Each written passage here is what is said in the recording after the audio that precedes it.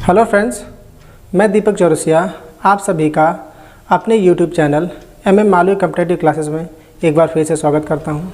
विद्यार्थियों, मैं आप सबके लिए इंग्लिश वर्ब टू बी का पार्ट सेकंड लेके आया हूं।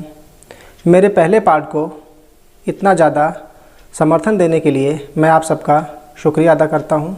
विद्यार्थियों, मेरी कोशिश कैसी लगी आप लोग कमेंट करके ज़रूर बताएं।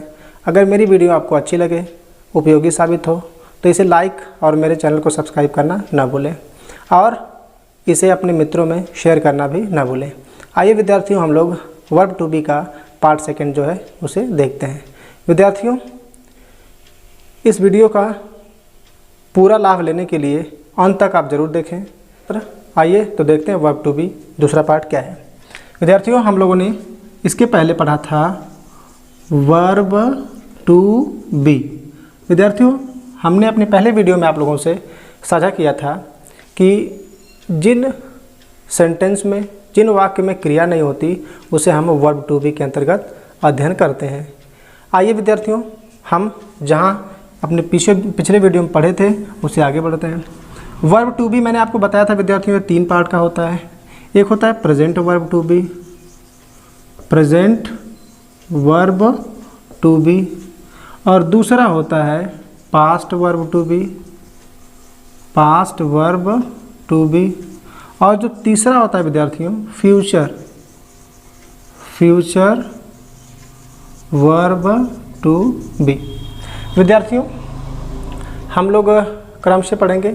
हम लोग सबसे पहले प्रेजेंट वर्ब टू बी पढ़ रहे थे, उसके बाद पास्ट वर्ब टू बी पढ़ेंगे, उसके बाद फ्यूचर वर्ब टू बी पढ़ेंगे, और उसके बाद इसी के अंतर्गत हम लोग पढ़ेंगे कि इट का प्रयोग कैसे होता है और देयर का प्रयोग कैसे होता है। विद्यार्थियों, तो आइए हम लोग प्रेजेंट वर्ब टू बी का आगे का अपना शुरू करते हैं। हम लोग को पढ़ना है प्रेजेंट वर्ब टू बी। विद्यार्थियों, प्रेजेंट वर्ब टू बी में हमने आपको बताया था कि प्रेजेंट वर्ब टू बी की पहचान क्या होती है। इसकी जो पहचान होती है प्रेजेंट वर्ब टू बी की, वो क्या होती है विद्यार्थियों, एक बार फिर देख लेते हैं। इसकी पहचान, चूँकि वाक्य प्रेजेंट में है तो लास्ट में है हो आता है। इसकी पहचान होती है, पहचान क्या होती है, वाक्य के अंत में, वाक्य के अंत में हैं, हों और हूँ आता है। पहली बात तो यह है इसकी पहचान में कि वाक्य के अंत में हैं, हों और हूँ आता है। और दूसरी बात इसमें क्या होती है विद्यार्थियों, क्रिया अनुपस्थित होती है, अनुपस्थित होती है, अर्थात इन वाक्यों में क्रिया का अभाव पाया जाता है। विद्यार्थियों, हम लोगों ने साधारण वाक्य हम लोग बनाना पढ़ लिए हैं और हमने आपको डिस्क्रिप्शन बॉक्स में अपने पिछले वीडियो में कुछ प्रश्नों का संग्रह भी दिया था। विद्यार्थियों, इस कक्षा के अंत में एक बार फिर से मैं डिस्क्रिप्शन बॉक्स में आप लोगों के लिए प्रैक्टिस के लिए, अभ्यास के लिए कुछ प्रश्नों का संग्रह दूंगा। और ज़्यादा प्रश्न और हल करना चाहते हैं आप, प्रैक्टिस करना चाहते हैं, तो हमारे डिस्क्रिप्शन बॉक्स में टेलीग्राम चैनल की हमारे लिंक है, वहाँ पे जाके हमारे चैनल को सब्सक्राइब करके वहाँ से और ढेर सारा प्रैक्टिस करने के क्वेश्चन आप ले सकते हैं। तो आइए चलते हैं। विद्यार्थियों, क्रिया अनुपस्थित होती है और वाक्य के अंत में है हूँ आता है। साधारण वाक्य, विद्यार्थियों हम लोगों ने साधारण वाक्य बनाना देखा था और हम लोग वहाँ पढ़े थे साधारण वाक्य, सिंपल सेंटेंस क्या होते हैं। तो मैंने वहाँ सिंपल सेंटेंस के रूल बताए थे विद्यार्थियों। इसमें रूल सिंपल सेंटेंस में क्या होता है, हमने वहाँ पे लिखा था सबसे पहले आपको subject, yes stands for subject. उसके बाद फिर लेना पड़ता है इसमें सब्जेक्ट, सबसे पहले लिखना पड़ेगा। उसके बाद चूँकि हमें वर्ब होती नहीं, इसके बाद हम लोगों का हेल्पिंग वर्ब आता है और उसके बाद फिर हम लोग का ऑब्जेक्ट आता है। तो हमारे पास केवल और केवल यही साधारण वाक्य के नियम होते हैं। सबसे पहले हम हेल्पिंग वर्ब लेते हैं, हम लोग सब्जेक्ट लेते हैं, उसके बाद हेल्पिंग वर्ब लेते हैं, उसके बाद ऑब्जेक्ट लेते हैं। विद्यार्थियों, आइए आज के लिए मैंने अपनी पिछली कक्षा से ये आपको 5 प्रश्न लिए हैं। पहले उन प्रश्नों को, साधारण वाक्यों को हल करते हैं, उसके बाद फिर नेगेटिव, इंट्रोगेटिव और डबल इंट्रोगेटिव के वाक्य देखते हैं। विद्यार्थियों, तो हम लोग आइए देखते हैं कि वाक्य कौन कौन से हैं जिन्हें आज मैंने आप लोगों के लिए लिया है। तो हमारा जो पहला वाक्य है विद्यार्थियों, हमारा जो पहला वाक्य है, पहला वाक्य जो मैंने आप लोगों के लिए है वह है संस्कार जीवन का आधार है। विद्यार्थियों, हमने लिया है आप लोगों के लिए पहला जो वाक्य है, संस्कार जीवन का आधार है। विद्यार्थियों आइए इसे बनाते हैं, कैसे बनेगा। संस्कार, विद्यार्थियों संस्कार को हम कल्चर कहते हैं, CULTURE, कल्चर। चूँकि कल्चर एक वचन है इसलिए इज लगेगा। Culture is the base of life. विद्यार्थियों हमने अपने पिछले वीडियो में बताया था इज का प्रयोग कहाँ होता है, एम का प्रयोग कहाँ होता है और आर का प्रयोग कहाँ होता है। जो विद्यार्थियों मेरी इस वीडियो को देख रहे हैं और मेरी इसके पहले वाले वीडियो को पार्ट 1 को नहीं देखा है तो डिस्क्रिप्शन बॉक्स में लिंक है, वहाँ पे जाके वो देख सकते हैं।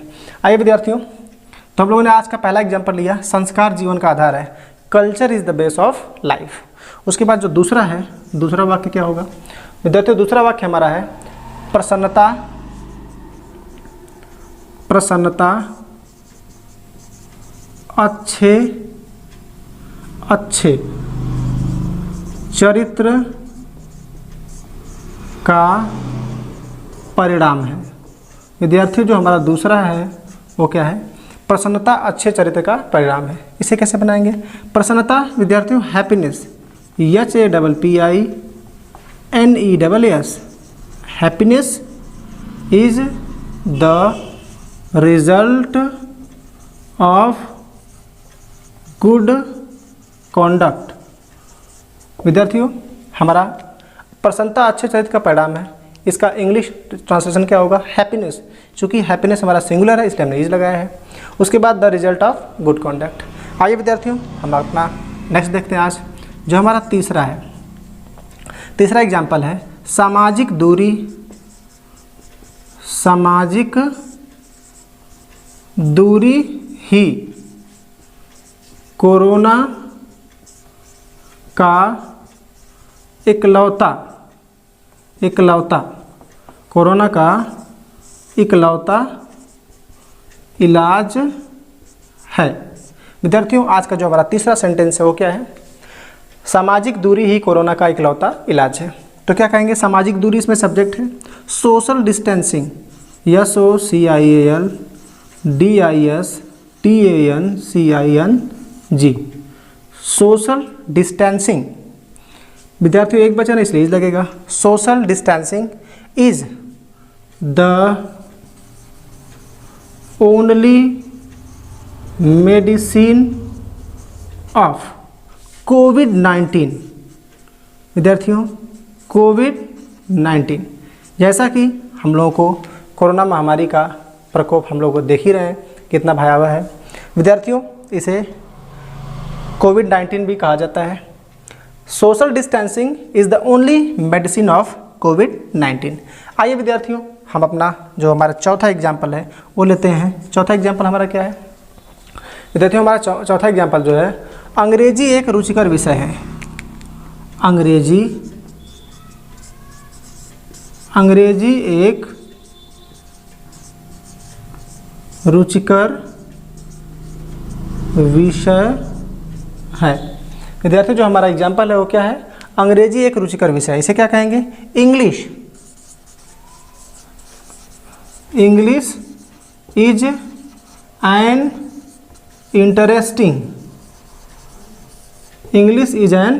Interesting subject.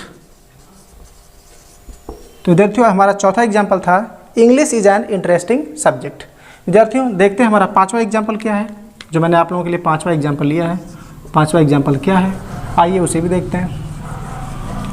विद्यार्थियों जो हमारा पांचवा एग्जाम्पल है, किताबें व्यक्ति की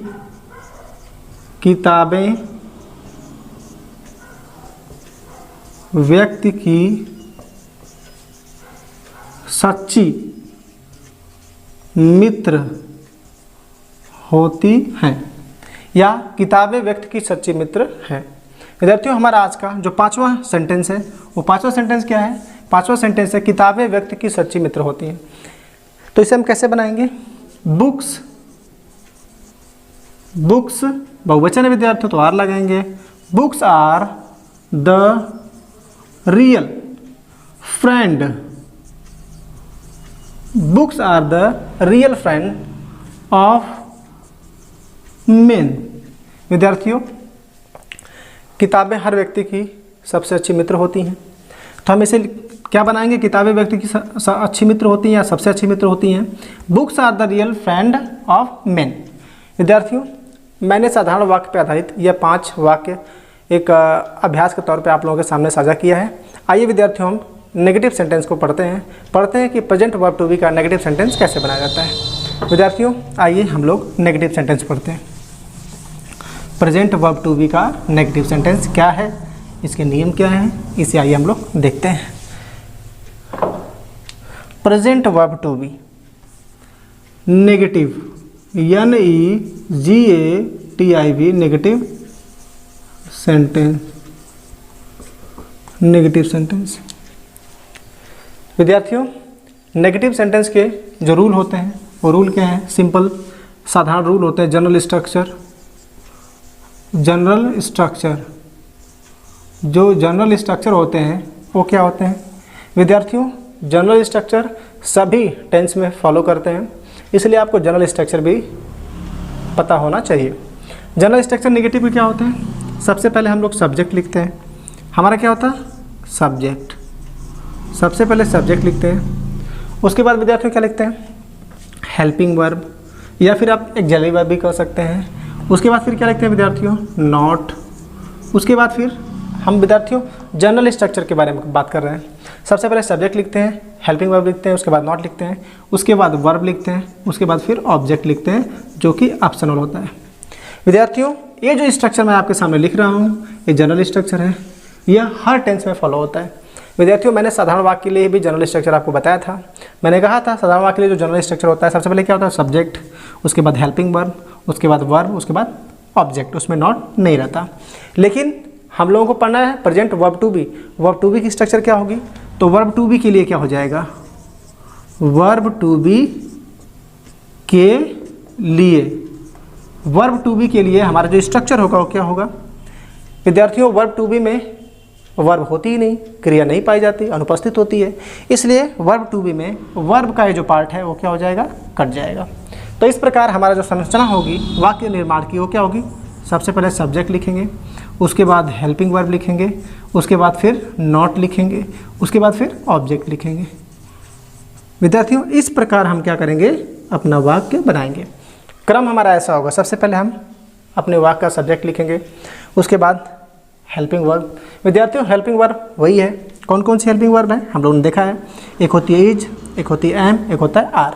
इज का प्रयोग सिंगुलर सब्जेक्ट के साथ, और एम का प्रयोग केवल और केवल आई के साथ, और आर का प्रयोग बहुवचन प्लूरल सब्जेक्ट के साथ होता है। विद्यार्थी आइए हम लोग कुछ इस पर आधारित प्रश्न देखते हैं।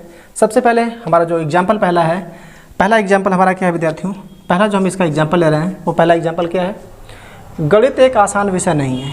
मैंने विद्यार्थियों लिया पहला एग्जाम्पल, गणित एक आसान विषय नहीं है। विद्यार्थियों, पहला एग्जाम्पल हम लोगों का है, गणित एक आसान विषय नहीं है। तो गणित को क्या बोलते हैं, मैथ या फिर मैथमेटिक, मैथ लिख दें आप या मैथमेटिक। मैथमेटिक एक वचन है, इसलिए इज, उसके बाद नॉट। देखिए सबसे पहले क्या है, सब्जेक्ट लिख दिया, उसके बाद हेल्पिंग वर्ब, एक वचन है तो इज लगाया, उसके बाद नॉट, उसके बाद हमारा ऑब्जेक्ट, उसके बाद क्या है, मैथमेटिक इज नॉट, उसके बाद लिखा है आसान विषय, तो क्या हो जाएगा, mathematic is not an easy subject.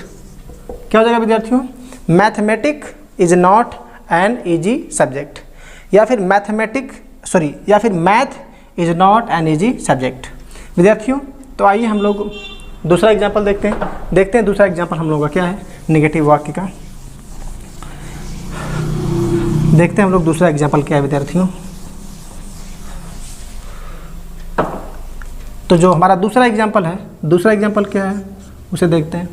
जो हमारा दूसरा एग्जाम्पल है विद्यार्थियों, अंग्रेजी सीखना कठिन कार्य नहीं है। विद्यार्थियों, हमारा दूसरा है, अंग्रेजी सीखना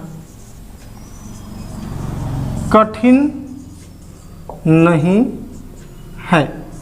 विद्यार्थियों, हमारा जो आज का दूसरा वाक्य है नेगेटिव सेंटेंस का, वो क्या है, अंग्रेजी सीखना कठिन नहीं है। तो क्या लिखेंगे विद्यार्थियों, देखिए विद्यार्थियों, इसमें क्या है, अंग्रेजी सीखना। इसमें हमारा जो सब्जेक्ट है क्या है विद्यार्थियों, अंग्रेजी सीखना। विद्यार्थियों अंग्रेजी सीखना अपने आप में एक वर्ब है। हम लोग जैसे जैसे आगे बढ़ते जाएंगे हम लोग पढ़ेंगे विद्यार्थियों, एक जीरंड होता है, GERUND। विद्यार्थियों एक जीरंड होता है, हम लोग जैसे जैसे आगे बढ़ेंगे इसके बारे में पढ़ेंगे। जीरंड क्या होता है, क्रिया की जो वर्ब होता है उसके फर्स्ट फॉर्म में ING लगा के कर्ता के तौर पे उपयोग किया जाता है। विद्यार्थियों जीरंड क्या होता है, क्रिया के फर्स्ट फॉर्म में हम ING लगाते हैं या क्रिया के ING फॉर्म का प्रयोग सब्जेक्ट के तौर पे, कर्ता के तौर पे करते हैं। तो आइए इसे हम बनाते हैं। बनाएंगे तो क्या होगा विद्यार्थियों, अंग्रेजी सीखना। तो इसे हम बनाएंगे विद्यार्थियों लर्निंग इंग्लिश। विद्यार्थियों सिंगुलर है लर्निंग इंग्लिश, इसलिए इज लगेगा।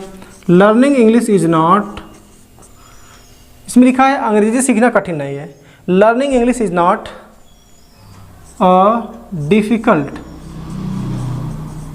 Difficult task.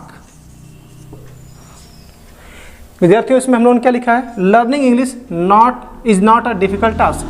हम इसे ऐसे भी कह सकते हैं विद्यार्थियों, learning English is not difficult. अगर हम ऐसे लें यहाँ से तो इनके बदले हम ये भी लिख सकते हैं, learning English is not difficult. ये भी हमारा वाक्य सही होगा। आइए विद्यार्थियों हम लोग अब तीसरा वाक्य देखते हैं। अपना तीसरा वाक्य देखते हैं क्या है। हमने अब तक दो देखा विद्यार्थियों, तीसरा वाक्य देखते हैं क्या है। नौकरी पाना आसान नहीं है। नौकरी पाना आसान नहीं है। हम लोगों ने अगला देखा विद्यार्थियों कौन सा हमारा, नौकरी पाना आसान नहीं है। तो क्या हो जाएगा, जब देखिए विद्यार्थियों यहाँ भी नौकरी पाना वर्ब है तो ऊपर की तरह यहाँ भी जीरंड के तौर पे बनाएंगे। क्या लिखेंगे, गेटिंग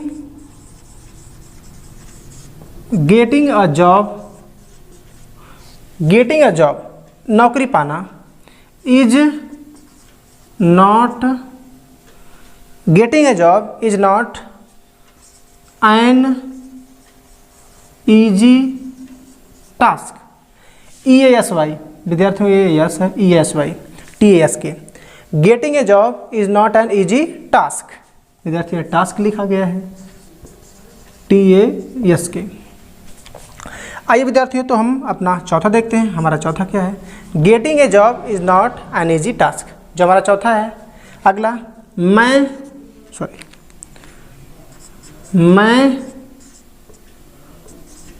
हिंदी का विद्यार्थी नहीं हूँ। विद्यार्थियों हमारा जो अगला सेंटेंस है वो क्या है, मैं हिंदी का विद्यार्थी नहीं हूँ। तो क्या लिखेंगे इसे, आई एम नॉट। विद्यार्थी कॉन्ट्रैक्शन है, आप इसे ऐसे भी लिख सकते हैं या फिर पूरा लिखें आप, आई एम नॉट। विद्यार्थियों इसमें I am not a student of Hindi. क्या हो गया विद्यार्थियों, I am not a student of Hindi. आइए विद्यार्थियों हम लोग अपना आज का पांचवा देखते हैं कि हमारा पांचवा जो एग्जाम्पल है नेगेटिव सेंटेंस का वो क्या है। पांचवा एग्जाम्पल जो नेगेटिव सेंटेंस का क्या लिया है मैंने, पांचवा एग्जाम्पल है न्यूटन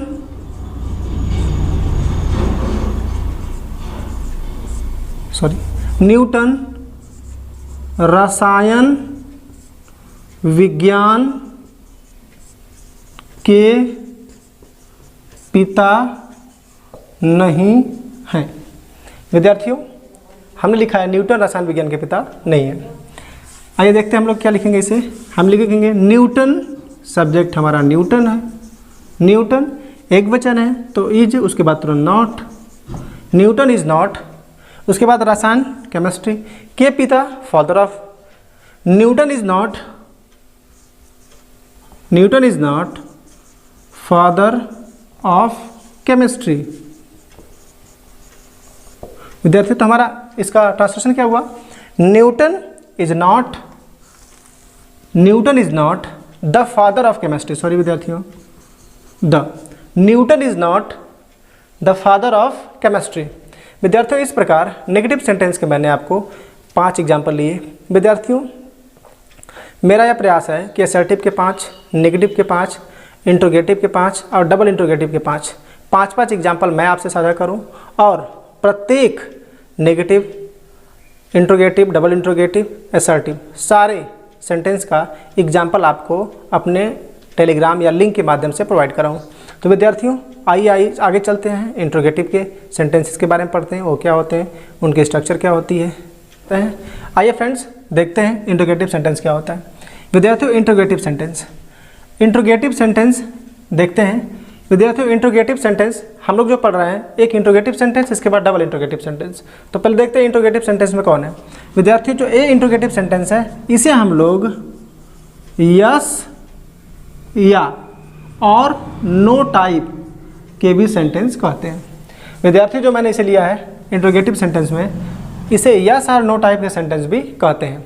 ऐसा इसलिए क्योंकि इनका यस और नो टाइप के सेंटेंस, इनका नाम इसलिए रखा जाता है क्योंकि इनका आंसर हम हाँ या ना में दे सकते हैं। और इनकी शुरुआत, जो इंट्रोगेटिव सेंटेंस होते हैं, इनकी शुरुआत हिंदी में क्या से होती है, क्या से होती है। इनका शुरुआत हिंदी में हमारे क्या से होती है। जैसे क्या राम एक आदर्श पुरुष हैं, क्या महात्मा गांधी एक महान नेता हैं, इस प्रकार के वाक्यों को। आइए विद्यार्थियों हम इसे देखते हैं, इसमें स्ट्रक्चर क्या होती है। विद्यार्थियों सबसे पहले हम जनरल स्ट्रक्चर की बात करते हैं। हम देखते हैं कि जनरल स्ट्रक्चर क्या होती है। विद्यार्थियों इंट्रोगेटिव सेंटेंस यस और नो टाइप की जनरल स्ट्रक्चर जो होती है वो देखते हैं, जो सभी सेंटेंस में काम करती है। वो क्या है? सबसे पहले हम क्या लिखते हैं? Helping verb. उसके बाद क्या लिखते हैं? हेल्पिंग वर्ब के बाद सब्जेक्ट। उसके बाद फिर क्या लिखते हैं? नॉट। उसके बाद फिर क्या लिखते हैं? वर्ब। उसके बाद क्या लिखते हैं? ऑब्जेक्ट।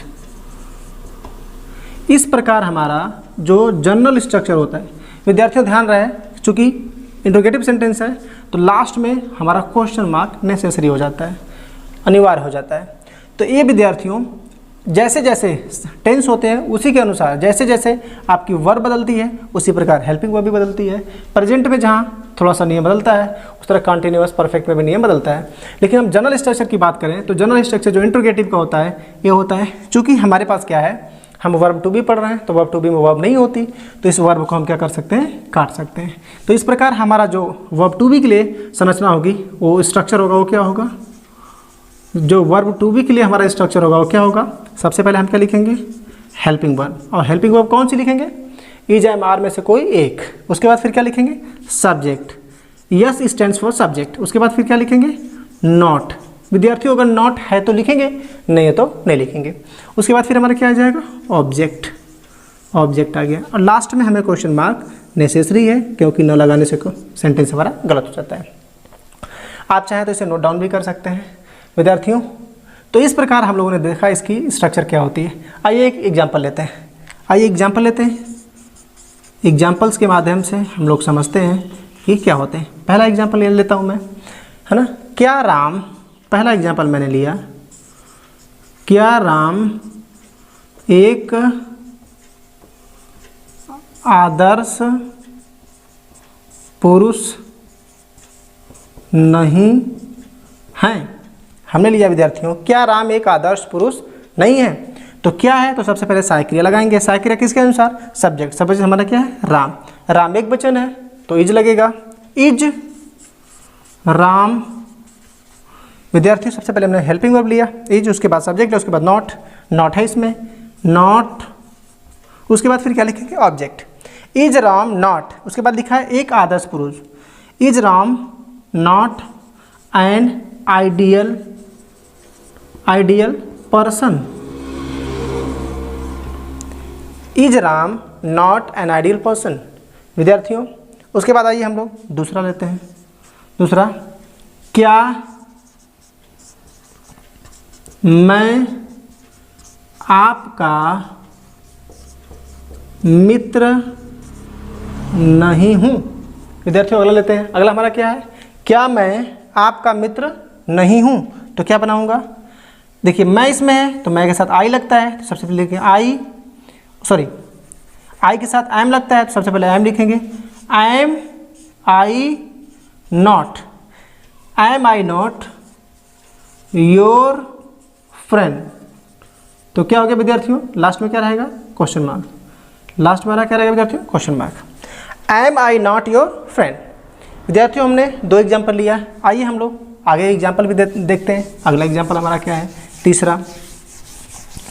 विद्यार्थियों हमारा जो तीसरा एग्जाम्पल है वो तीसरा एग्जाम्पल क्या है उसे भी देखते हैं। क्या लखनऊ उत्तर प्रदेश की राजधानी नहीं है।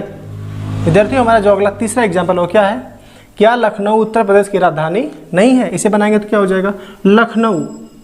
लखनऊ सिंगुलर है विद्यार्थियों, तो क्या लगेगा, is Lucknow, is Lucknow not. उसके बाद क्या है, इज लखनऊ उत्तर प्रदेश की राजधानी। Is Lucknow not the capital of UP. Is Lucknow not the capital of UP, या फिर आप उत्तर प्रदेश भी पूरा लिख सकते हैं। विद्यार्थियों आइए हम लोग चौथा एग्जाम्पल देखते हैं। क्या कठिन परिश्रम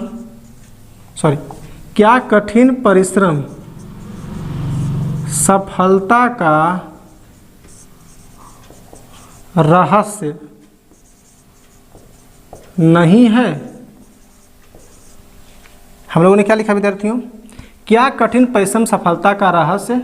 विद्यार्थियों हम लोग लिखते हैं रहस्य है। विद्यार्थियों हम लोग ये बना लेते हैं, क्या कठिन परिश्रम सफलता का रहस्य है। तो क्या लिखेंगे, कठिन परिश्रम हार्डवर्क सिंगुलर है, तो इज हार्डवर्क, इज हार्डवर्क। उसके बाद नॉट नहीं विद्यार्थी, नॉट नहीं लगाएंगे, इज हार्डवर्क की टू सक्सेस। इज हार्डवर्क की टू सक्सेस। तो देखते हैं पांचवा एग्जाम्पल क्या है। क्या नरेंद्र मोदी जी भारत के प्रधानमंत्री नहीं हैं। तो इसका क्या हो जाएगा विद्यार्थियों, क्या नरेंद्र मोदी जी भारत के प्रधानमंत्री नहीं हैं। तो क्या नरेंद्र मोदी जी सिंगुलर हैं, तो हो जाएगा is Narendra Modi, is Narendra Modi not है, तो not the prime minister of India. तो क्या हो गया विद्यार्थियों, is Narendra Modi not the prime minister of India. विद्यार्थियों जो मैंने अभी आपको इंट्रोगेटिव सेंटेंस यस या नो के 5 एग्जाम्पल लिए थे, ये पांचों एग्जाम्पल यस और नो टाइप इसलिए करते हैं क्योंकि इसका हाँ या ना में जवाब हम दे सकते हैं। तो आइए फ्रेंड्स हम लोग अपना अगला देखते हैं। हमारा अगला क्या है, अगला हमारा है डबल इंट्रोगेटिव सेंटेंसेस या फिर डिस्क्रिप्टिव टाइप सेंटेंसेस। विद्यार्थियों हम लोगों ने असर्टिव सेंटेंस पढ़ा, उसके बाद नेगेटिव पढ़ा, उसके बाद इंट्रोगेटिव पढ़ा, उसके बाद हम लोग अपने चौथे पड़ाव पे आए हैं जिसे हम कहते हैं डबल इंट्रोगेटिव। विद्यार्थियों डबल इंट्रोगेटिव को डिस्क्रिप्टिव टाइप भी कहा जाता है। विद्यार्थियों इसकी जनरल स्ट्रक्चर क्या होती है जरा देख लेते हैं। जनरल स्ट्रक्चर,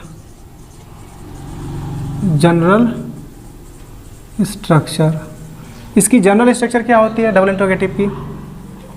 विद्यार्थियों सबसे पहले QW लिखते हैं, QW का अर्थ होता है क्वेश्चन वर्ड।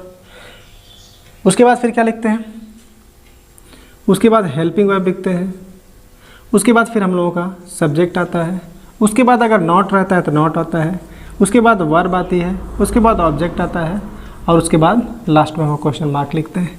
तो इस प्रकार विद्यार्थियों जो हमारी जनरल स्ट्रक्चर होती है डबल इंट्रोगेटिव सेंटेंसेस की, जो हर टेंस में फॉलो करती है, बस फ़र्क क्या होता है जिस प्रकार हेल्पिंग वर्ब बदलेगी उसी प्रकार वर्ब में भी चेंजेस आ जाते हैं।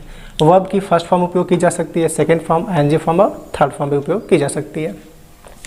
विद्यार्थियों हम लोगों को पढ़ना है वर्ब टू बी, तो वर्ब टू बी में वर्ब तो होता नहीं, इसलिए हमारा ये पार्ट क्या हो जाएगा, वैनिश हो जाएगा। तो हमारे लिए जो रूल होंगे डबल इंट्रोगेटिव बनाने का वो क्या होगा, QW अर्थात क्वेश्चन वर्ड। सबसे पहले हम क्वेश्चन वर्ड लिखेंगे, उसके बाद क्या लिखेंगे, हेल्पिंग वर्ब, उसके बाद फिर सब्जेक्ट, उसके बाद फिर नॉट, उसके बाद फिर ऑब्जेक्ट, जो कि ऑप्शनल होता है। विद्यार्थियों, एक क्रम फॉलो करते हुए हम लोग डबल इंट्रोगेटिव के सेंटेंस बनाएंगे। आइए हम लोग पहला बनाते हैं। हम लोग देखते हैं पहला क्या है। हमारा जो एग्जाम्पल है, हमारा जो एग्जाम्पल है वो पहला एग्जाम्पल क्या है। जो हमारा पहला एग्जाम्पल है विद्यार्थियों, आप लोगों के लिए मैंने जो पहला एग्जाम्पल लिया है, वह इतना उदास क्यों है। मैंने लिया है वह इतना उदास क्यों है। विद्यार्थियों, इसके पहले वाले में हम लोग हाँ या ना में उत्तर दे सकते थे, लेकिन इसमें वह इतना उदास क्यों है, क्या इसे हाँ या ना में उत्तर दे सकते हैं? नहीं। ऐसा इसलिए, वह इतना उदास क्यों है, उसके उदासी के पीछे कोई ना कोई कारण होगा, उस कारण को आपको वर्णन करना पड़ेगा, इसलिए इसे डिस्क्रिप्टिव टाइप भी कहते हैं। अगर हम इसे बनाएं तो सबसे पहले क्या लिखेंगे, QW। इसमें प्रश्नवाचक क्या है, प्रश्नवाचक जो वर्ड क्या है विद्यार्थियों, वह क्यों है। तो सबसे पहले हम क्या लिखेंगे, क्यों, वाई, क्यों के लिए वाई होता है, वाई। उसके बाद फिर हम लोग हेल्पिंग वर्ब किसके अनुसार रहेगी विद्यार्थियों, सहायक क्रिया किसके अनुसार रहेगी, सहायक क्रिया हमेशा कर्ता के अनुसार होती है। तो कर्ता हमारे पास क्या है, वह, तो उसके लिए क्या लगाएंगे, इज। उसके बाद सब्जेक्ट हमारा ही, वाई इज ही। अब उसके बाद इतना का होता है सो, वाई इज ही सो। उदास का होता है sad, why is he so sad. विद्यार्थियों, सो की जगह हम वेरी भी लगा सकते हैं, सो की जगह आप चाहें तो VERY वेरी भी लगा सकते हैं, इसका माने भी बहुत हो जाता है। अब दूसरा एग्जाम्पल लेते हैं विद्यार्थियों। जो हमारा जो दूसरा एग्जाम्पल हुआ है, वह अब कैसे है। दूसरा एग्जाम्पल क्या है विद्यार्थियों, वह अब कैसे है। इसे अगर हम हल करें तो क्या होगा विद्यार्थियों, वह अब कैसे। अब यहाँ पे हमारा कैसे क्वेश्चन वर्ड है, तो कैसे के लिए क्या होता है, हाउ। उसके बाद तुरंत सहायक क्रिया इज, वह अब कैसे है, तो हाउ इज ही नाउ। हमारा क्या हो गया विद्यार्थियों, हाउ इज ही नाउ। आइए विद्यार्थियों, अब हम और भी हल करते हैं, और हल करके देखते हैं कि हमारा क्या है। हमारा जो विद्यार्थियों तीसरा एग्जाम्पल है, तीसरा एग्जाम्पल क्या है, तीसरा एग्जाम्पल है मरीज कहाँ है। मरीज कहाँ हैं। तो क्या हो जाएगा विद्यार्थियों, तो कहाँ का क्या होता है, वेयर हो गया विद्यार्थियों, वेयर। उसके बाद फिर देखिए, मरीज कहाँ हैं, मरीज बहुवचन है, इसलिए where are the patients, PATIENTS, where are the patients, मरीज कहाँ हैं। उसके बाद जो हमारा जो चौथा एग्जाम्पल है विद्यार्थियों, वो चौथा एग्जाम्पल क्या है, वह कितने वर्ष का है, वह कितने वर्ष की है। विद्यार्थियों, हमारा सेंटेंस है वह कितने वर्ष की है। पूछा जा रहा है कि उम्र का है क्या है, तो कैसे लगाएंगे इसे। अब कितने वर्ष की, तो क्या कहेंगे, हाउ ओल्ड, कितने वर्ष, हाउ ओल्ड। उसके बाद तुरंत हम क्या लिखेंगे, हमारा हेल्पिंग वर्ब आएगा। हेल्पिंग वर्ब क्या है, वर्ष की है तो महिला के लिए है, इसलिए हम इज लगा लें, और she, how old is she, how old is she. विद्यार्थियों क्या हो गया, हाउ ओल्ड इज सी, वह कितने वर्ष की है, हाउ ओल्ड इज सी। आइए विद्यार्थियों, हम अपना चौथा देखते हैं, पांचवा देखते हैं। पांचवा एग्जाम्पल हमारा क्या है, पांचवा एग्जाम्पल है मैं आपका मित्र क्यों नहीं हूँ। आपका एग्जाम्पल है मैं आपका मित्र क्यों नहीं हूँ, मैं आपका मित्र क्यों नहीं हूँ। विद्यार्थियों, हमारा सेंटेंस अगला है मैं आपका मित्र क्यों नहीं हूँ। तो सबसे पहले हम क्यों लिखेंगे, क्योंकि प्रश्नवाचक है, क्वेश्चन वर्ड है, वाई। उसके बाद तुरंत सहायक क्रिया मैं के अनुसार, और मैं के एम लगता है, वाई एम। उसके बाद करता आई नॉट योर फ्रेंड। क्या हो गया विद्यार्थियों, why am I not your friend. विद्यार्थियों, इस प्रकार हम लोगों ने वर्ब टू बी के अंतर्गत प्रेजेंट वर्ब टू बी का अध्ययन किया। हमने आपको simple sentence, negative sentence, interrogative sentence और डबल इंट्रोगेटिव सेंटेंस के बारे में बताया कि इनके वाक्य कैसे बनते हैं और इनकी संरचना क्या होती है। आशा करता हूं विद्यार्थियों कि आपको ये मेरी वीडियो अच्छी लगी होगी। अगर मेरी वीडियो अच्छी लगी है तो आप मेरे चैनल को सब्सक्राइब करना, लाइक करना और अपने दोस्तों में शेयर करना ना भूलें।